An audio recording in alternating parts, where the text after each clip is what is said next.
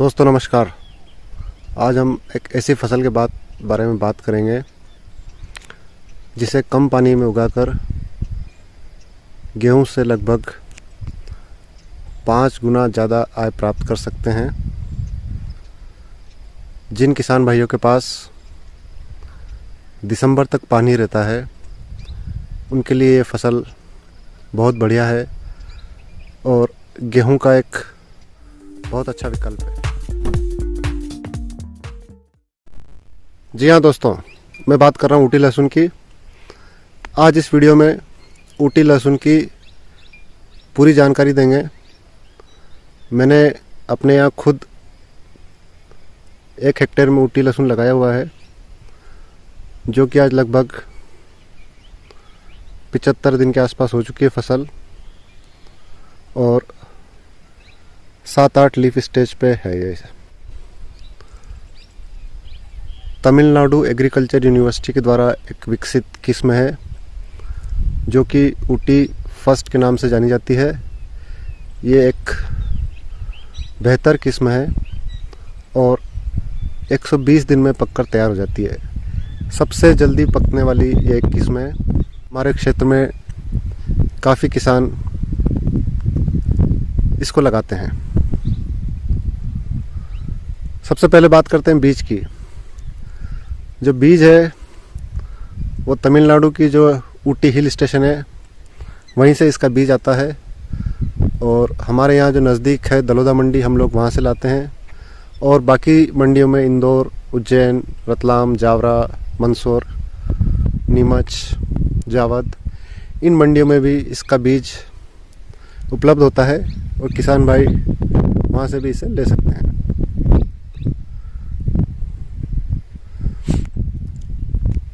हमारी जो ये फसल है इसकी बुआई 10 सितंबर की है।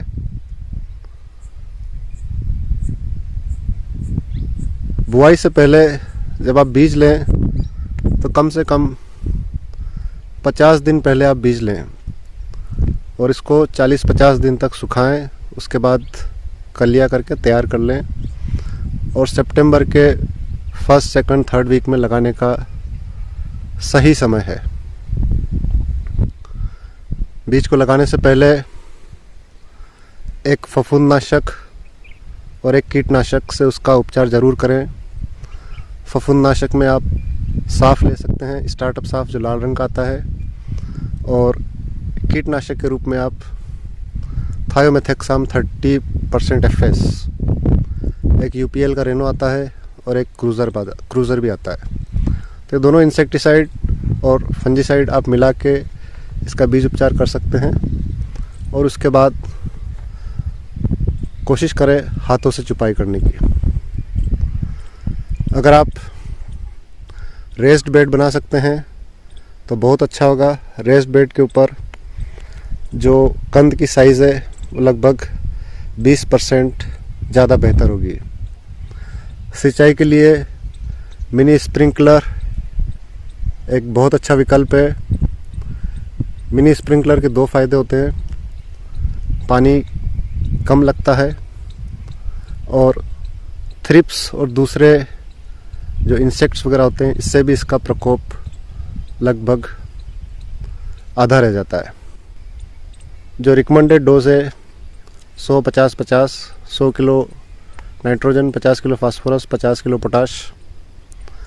नाइट्रोजन का 50% आधा डोज आपको बेसल डोज में देना है आखिरी खेत तैयार करने से पहले। और जो यूरिया का आधा डोज बचा हुआ है आप उसको 40 दिन के आसपास उसको दे सकते हैं और 50 दिन के बाद आपको किसी तरह का कोई रासायनिक खाद देने की इसमें ज़रूरत नहीं है। सामान्यतः इसमें कीट और बीमारी का प्रकोप कम होता है और बहुत ज़्यादा कीटनाशक, फफूंदनाशक की स्प्रे की ज़रूरत नहीं है। 3-4 स्प्रे पर्याप्त होते हैं। मुख्यतः इसमें 2 समस्याएं होती है। एक होती है लहसुन फूटने की, स्प्राउटिंग की, जो लहसुन होता है उसमें से लहसुन फूट जाती है, कई सारे कल्ले निकल आते हैं उसमें से, तो वो कंद जो है वो ख़राब हो जाता है और उसका मार्केट वैल्यू कम मिलता है। तो स्प्राउटिंग जो समस्या है उसके मुख्यतः 2 कारण हैं। पहला कारण है कि आपने जो रासायनिक खाद है यूरिया, उसका जो रिकमेंडेड डोज है उससे ज़्यादा आपने उपयोग किया है, तो इससे वो लहसुन फूटती है। दूसरा कारण जो मुझे समझ में आता है कि निंदाई गुड़ाई में या आप खेत में घूमते हैं, उसकी वजह से अगर कोई पौधे के ऊपर पेड़ लग जाता है तो भी वो वहाँ से फूट सकता है।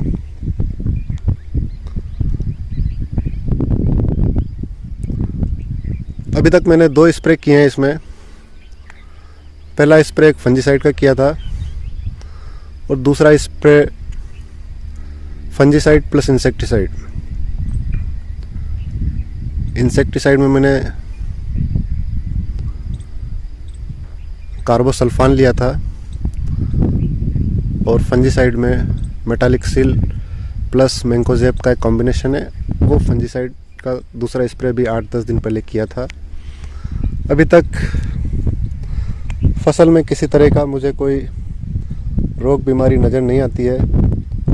थ्रिप्स वगैरह का अटैक अभी बिल्कुल नहीं है। जब भी तापमान 30 डिग्री से ऊपर निकलता है तभी थ्रिप्स का अटैक ज़्यादा होता है। अभी तक थ्रिप्स नहीं है फसल में। दूसरा जो एक खास